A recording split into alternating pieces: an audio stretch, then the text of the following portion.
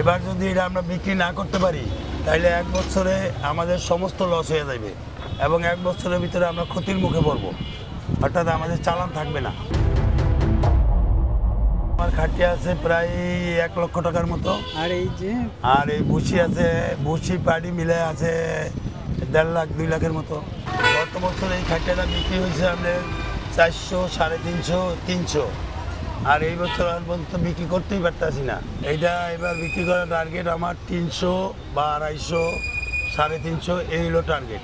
আবার এটা তো বড় আছে, অনেক বড়, ওইটা আরও বেশি দামি। গতবার থেকে আপনার গাছ সেফটি করতে আমার 300 টাকা করে বেশি কিনতে হয়েছে। এবার যদি এটা বিক্রি না হয় পরবর্তী টাইমে লার্কিওয়ালাও নেবে না, ফালাই দিতে হবে। জন্য আমাদের এখানে খের আছে, কাঁচা ঘাস আছে, গাছ আছে, ছুরি আছে এবং ভুসি আছে, রশি আছে, পাটি আছে, তেরপাল আছে। এই হলো কোয়ালিটি। বেচা বিক্রি তেমন একটা শুরু হয় নাই, হালকা পাতলা চলতেছে আর কি, টুকটাক।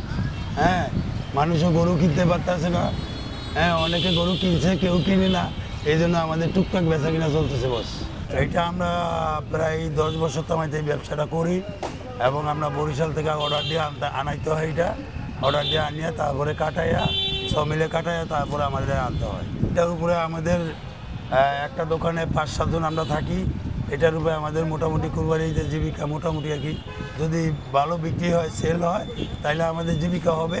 আর যদি সেল না হয় তাহলে আমাদের লস হয়ে যায়।